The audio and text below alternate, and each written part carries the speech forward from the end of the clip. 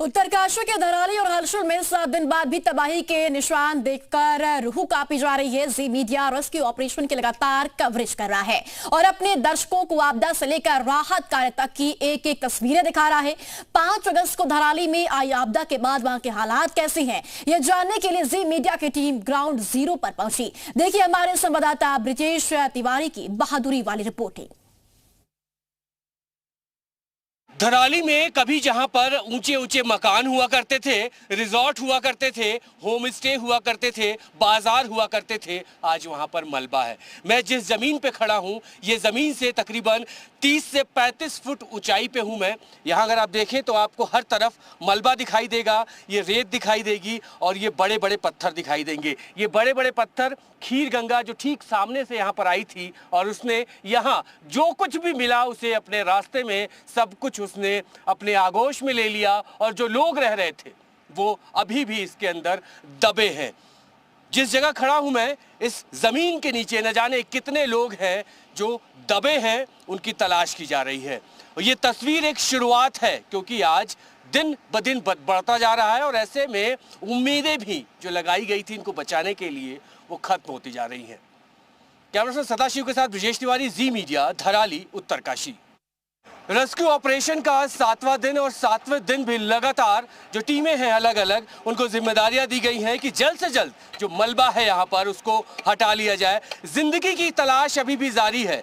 बड़े बड़े पत्थर हैं, इन पत्थरों को अगर आप देखें तो बहुत बड़े साइज के पत्थर हैं और ये सीधा खीर गंगा से होते हुए यहाँ तक पहुँचे हैं। अब अगर आप यहाँ पे देखें तो आईटीबीपी की एक टीम यहाँ पर लगी हुई है और जहाँ भी आपकी नज़र जाएगी यहाँ पर सिर्फ फावड़े चलते हुए नजर आ रहे हैं। मैनुअली काम किया जा रहा है, हालांकि कुछ जेसीबी मशीनें भी लगाई गई हैं, लेकिन ये इस जगह जहाँ पे अभी फिलहाल फावड़े से, कुदाल से जहाँ पर रेत को हटाया जा रहा है, इन पत्थरों को हटाया जा रहा है, एक बार समझते भी हैं। सर, यहाँ कुछ आइडेंटिफाई किया है आप लोगों ने? हाँ सर, ये संभावित जगह है जहाँ हमें कुछ मिलने की संभावना है, डेड बॉडीज। और उम्मीद तो हम यही करते हैं कि हमें यहाँ लाइव मिले, लेकिन जितना 7 दिन आज हो चुके हैं उसमें संभावना कम ही है कि हमें कोई जिंदा मिल पाएगा। लेकिन फिर भी हम उन परिवारजनों के लिए काम कर रहे हैं जिनके परिवार के सदस्य जो यहाँ पे इस मलबे के नीचे दबे हुए हैं। हम कोशिश कर रहे हैं कि उन नीचे दबे हुए डेड बॉडीज को निकाले और उनके परिवार तक पहुँचाए, उन तक हम इनको, यानी जैसे जैसे वक्त गुजरता जा रहा है जिंदगियां बची होने की संभावना भी सर आप सही कह रहे हो कि जैसे जैसे वक्त जितना गुजरता जा रहा है तो संभावना तो वैसे भी अब 7 दिन हो गए तो संभावना न के बराबर है। सर, हम कह नहीं सकते कि हमें कोई जिंदा मिलेगा, लेकिन फिर भी हमारी पूरी कोशिश है कि हम उन परिवार वालों को यहाँ से जो डेड बॉडी मिले वो उनका अंतिम संस्कार कर सके, क्रियाकलाप कर सके कि जिनके उनकी आत्मा को शांति मिल सके। तो हमारा ये कार्य जगह जगह अलग अलग टीमें काम कर रही है। तो आईटीबीपी भी यहाँ पे यह रोल अदा कर रही है कि उनको डेड बॉडीज निकाली जाए यहाँ से। 20 से 25 फीट है और ये जो आप नदी देख रहे हैं ये खीर गंगा है। और खीर गंगा जब यहाँ पर मंगलवार को जब बादल फटा तो इसने विकराल रूप लिया। अभी ये भले ही शांत है लेकिन इसने जब विकराल रूप लिया तो जिस जगह मैं हूँ इस पूरे जगह को इसने अपनी चपेट में लिया और उसके बाद यहाँ जो कुछ था सब कुछ निश्तो नाबूद हो गया। और यहाँ पर अगर आप टीम देखें तो ये एसडीआरएफ की टीम है, अलग अलग टुकड़ियाँ यहाँ पर लगी हुई हैं ताकि जो जिंदगी की तलाश की बात हम लगातार कर रहे हैं, दिन बीतता जा रहा है, वक्त निकलता जा रहा है और इसकी वजह से उम्मीदें भी खत्म होती जा रही हैं। इस बीच अगर आप देखें तो यहाँ पर स्नीफर्स डॉग भी हैं जो इस बात को लेकर चेक कर रहे हैं कि इस मलबे के नीचे जिंदगियां हैं कि नहीं। और आप देखें तो इन तस्वीरों से समझ लीजिए कि लगातार इनकी मदद ली जा रही है, इनकी ताकत की मदद ली जा रही है ताकि ये लोग इस बात को लेके बता सकें कि नीचे जो 20 से 25 फीट का ये पूरा मलबा है यहाँ पर किस जगह ज़िंदगी है, नहीं है, कुछ है या नहीं है। और यहाँ अगर आप देखें तो ये स्निफर डॉग यहाँ पर शायद कुछ इशारा करके इनको बताने की कोशिश कर रहा है। यहाँ पर कुछ इशारा, क्या ये जिस तरीके से पंजा अभी लगा रहा था ये इशारा? वो सर्चिंग करते हैं, खोजते हैं वो ना, हाँ डिगिंग करते हैं, वो सब सूंघते हैं। तो इस तरह से पता चलता है कि नीचे क्या कुछ हो सकता है। उसको स्मेल आती है तब वो फिर आगे बार करता है, अगर आएगी तो स्मेल उसको बार करेगा। तो क्या ऐसा जिंदगी अंदर कुछ ऐसा है कि लोग जिंदे हो सकते हैं, इसके बारे में भी स्निफर डॉग की तो कुछ नहीं कह सकते, संभावनाएं तो कई होती हैं, अभी मैं कह नहीं सकता इस बारे में। संभावनाएं कई हैं और उन्हीं संभावनाओं के साथ पूरी की पूरी टीम यहाँ पर लगी हुई है और ये गीली मिट्टी, मलबा पूरी तरीके से यहाँ पर, और देखेंगे तो एसडीआरएफ की टीम इन्हीं मलबों को हटा रही है। मलबा जब तक नहीं हटेगा नहीं साफ हो पाएगा कि नीचे क्या कुछ है, क्योंकि 20 से 25 फीट का मलबा है। सर, ये मैनुअली भी यहाँ पे जो काम किया जा रहा है, कितना वक्त कुछ एस्टिमेट आप लोग मान के चल रहे, कितना समय लग सकता है? इस विषय में कह नहीं सकता, अभी काफ़ी टाइम लगेगा। बाकी हमारे सीनियर हैं, वो बता पाएंगे। वो आरएफ हमारे साथ है, उनसे एक बात समझेंगे कि अभी तक की क्या स्थिति है रेस्क्यू को लेके। सर, क्या स्थिति है ग्राउंड पे, क्योंकि जहां हम अभी खड़े हैं नीचे मकान लोगों के थे, दुकानें यहाँ पे थी, क्या स्थिति, कब तक ये साफ होने की उम्मीद है? देखिए, इसमें जो बेस्ट हम लोग कर सकते हैं, आर्मी की टीम है, आईटीबीपी की टीम है, एनडीआरएफ है, एसडीआरएफ है, फायर सर्विस के हमारे लोग लगे हुए हैं, पुलिस के जवान हमारे काम कर रहे हैं। जो बेस्ट हम लोग कर सकते हैं, लगातार आप देख रहे हैं कि लगातार काम चल रहा है।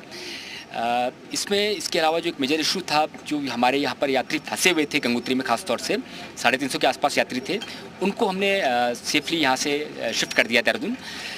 इसके अलावा बहुत सारे परिवार ऐसे हैं जिनके घर दब गए हैं, उनको अभी इमीडिएट रिलीफ की आवश्यकता थी, तो गवर्नमेंट की तरफ से जो इमीडिएट रिलीफ उनको प्रोवाइड किया जाना था वो किया जा रहा है।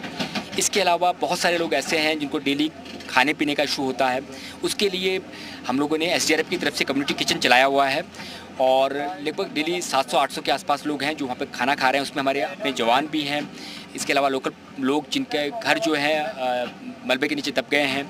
तो हर चीज़ जो लग रहा है कि जिस तरह का इशू आ सकता है, उसको कैसे एड्रेस करना है, उसको लेकर के हम लोग मीटिंग करते हैं, हर पॉइंट को आइडेंटिफाई करते हैं, और उसके बाद उसको कैसे सॉल्व करना है, रिजॉल्व करना है, उसके लिए वर्क करते हैं। सर, बीच में हमने कई जगह देखा सड़कें भी टूटी हुई हैं, एसडीआरएफ लगी हुई है, बाकी टीम्स भी लगी हुई हैं। क्या एक कैलकुलेशन बता पाएंगे कितना वक्त लग सकता है सड़कों की रिपेयरिंग में? हालांकि आप लोग सहयोग कर रहे हैं हर जगह, तो उसमें कोई क्या एस्टिमेटेड टाइम मान के चल रहे हैं आप लोग? देखिए, जो मेरी बीआरओ के अधिकारी हैं वो भी हमारे साथ काम कर रहे हैं, यहीं पर हैं। उनसे मेरी बात हुई थी तो वो ऑप्टिमिस्टिक हैं कि 2-3 दिन में कनेक्टिविटी ठीक हो जानी चाहिए। लेकिन जैसे आप देख रहे हैं कि मौसम पे बहुत डिपेंड करता है, और यहाँ पर जो टरेन है उसको प्रेडिक्ट करना बड़ा मुश्किल है। रेस्क्यू ऑपरेशन के बीच अब मलबे को हटाने का काम लगातार जारी है। सेना युद्ध स्तर पर लगी हुई है, और मैं ठीक उसी मलबे के ऊपर मौजूद हूं जहां पर नीचे कई मकान, कई दुकान, कई घर दबे हुए हैं। इस बीच सेना किस तरीके से लोगों को आइडेंटिफाई करने की कोशिश कर रही है, एक बार समझते हैं। सर, क्या मुश्किलें आ रही हैं यहाँ पे? सबसे पहले एक बार ये बताइए। यहाँ पे मुश्किल जो है हमें ज़्यादातर मौसम के वजह से है, क्योंकि बारिश अभी भी चल रही है, और साथ ही भागीरथी नदी का बहाव काफ़ी तेज़ है। इस बीच सर मलबा है, बहुत गहराई तक ये मलबा है। लोग बता रहे हैं कि नीचे घर, मकान, दुकान सब कुछ था। अब कैसे आप लोग पता कर पा रहे हैं कि इसके नीचे किस जगह पे लोग हो सकते हैं, नहीं? मलबा काफ़ी है जैसा कि आपने बताया, लेकिन मलबा हर जगह बराबर नहीं है। दूसरा, हमने यहाँ पे टीम्स डिप्लॉय करी है बॉडीज़ को आइडेंटिफाई करने के लिए। तो हमारे पास यहाँ पे एनडीआरएफ और एसडीआरएफ के डॉग्स हैं जो स्मेल से बॉडी को आइडेंटिफाई करने की कोशिश करते हैं। साथ ही हमारे पास 2 टीम्स हैं जो ग्राउंड पेनिट्रेशन रेडार और मेटल डिटेक्टर के साथ काम कर रही हैं ज़मीन पे किसी भी सिग्नेचर्स को आइडेंटिफाई करने के लिए। इस मशीन को जो आप तस्वीरों में देख रहे हैं, सेना इससे ये पता लगाने की कोशिश कर रही है कि ज़मीन के नीचे कहां पर डेड बॉडीज या फिर जो जिंदा लोग हैं वो हो सकते हैं। सर, इस मशीन को क्या कहते हैं और कैसे पता चलता है इससे? ये एक ग्राउंड पेनिट्रेशन रडार है, ये इंफ्रारेड के सिद्धांत पर काम करता है। इसका रेंज ज़मीन से नीचे 20 मीटर तक का है। किसी भी प्रकार की हीट सिग्नेचर को ये आइडेंटिफाई करती है और ऑपरेटर को इसका इंडिकेशन मिल जाता है। जैसे ही हमें कोई हीट सिग्नेचर का पता चलता है, हम उस एरिया को एयर मार्क कर देते हैं और उसके बाद फिर वहाँ पे डिगिंग की कार्रवाई करी जाएगी। साथ ही हमारे पास आप देख सकते हैं मेटल डिटेक्टर है, इसका भी रेंज 20 मीटर है। ये जो बॉडीज़ हैं उनके पास मोबाइल फ़ोन, घड़ी, इस प्रकार की कोई भी मेटल की चीज़ें हो सकती हैं जिसको ये 20 मीटर की गहराई तक आइडेंटिफाई कर सकती है। ये भी ऑपरेटर को बीप के सिग्नल से इंडिकेट करेगी और हम फिर एरिया को एयर मार्क करके फिर वहाँ पे डिगिंग की कार्रवाई करेंगे। त्रासदी में न जाने कितने लोग हैं जिन्होंने अपनों को खोया, और उन्हीं में से एक शख्स हमारे साथ मौजूद है। वैसे आप बता रहे थे कि आपके परिवार का कोई आपका भाई था या जो वहाँ पे फंस गया था?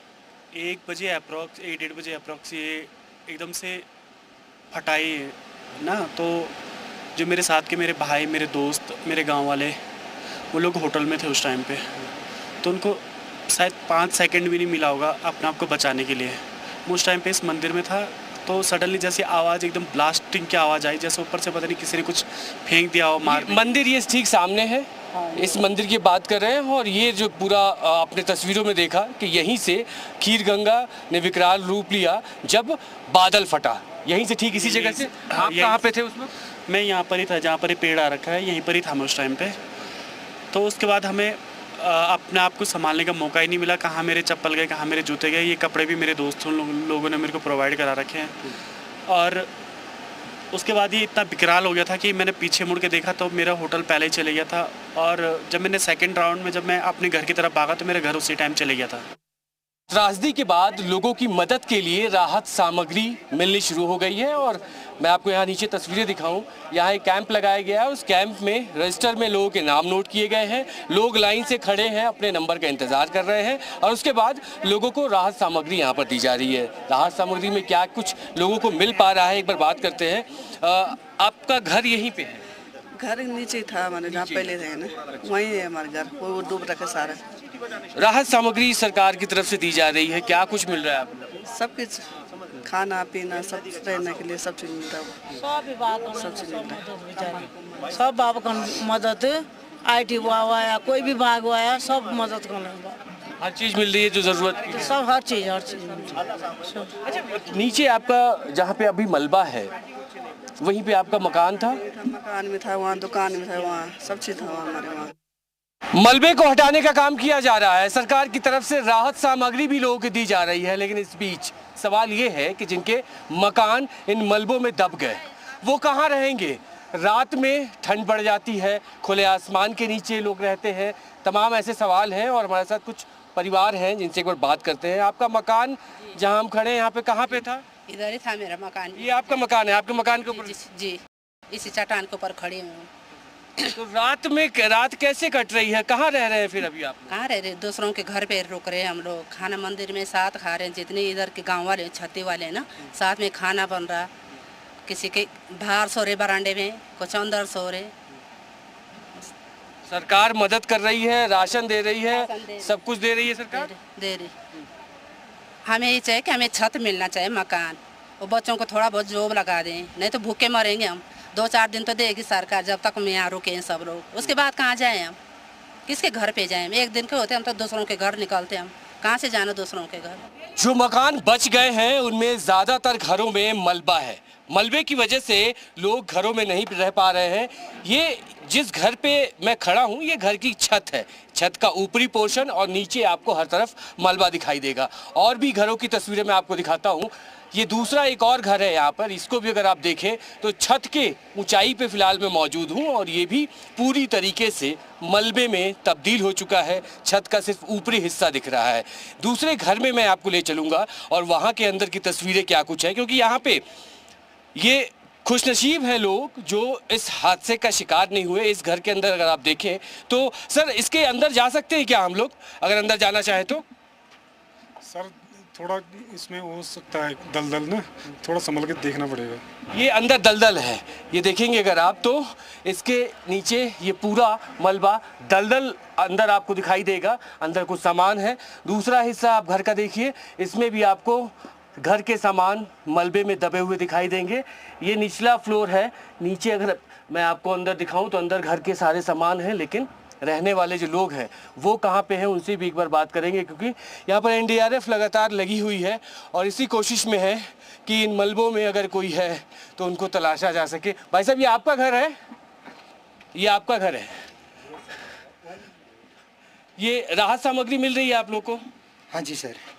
यहाँ पे कौन कौन रहता था और नीचे जो स्थिति है कैसे बच पाए आप लोग, कैसे निकले उस वक्त? सर जिस समय ये फ्लड आया था हम उस घर के अंदर रूम के अंदर खाना, एक बार आइएगा नीचे, मुझे कहाँ पे उस वक्त आप मौजूद थे जब ये पूरा का पूरा क्लाउड बर्स्ट हुआ, तो उस वक्त आप इस घर के अंदर किस तरफ मौजूद थे बताइएगा मुझे जरा। सर हम ऊपर वाले बीच वाले रूम में बैठे थे और यहाँ पे खाना खा रहे थे।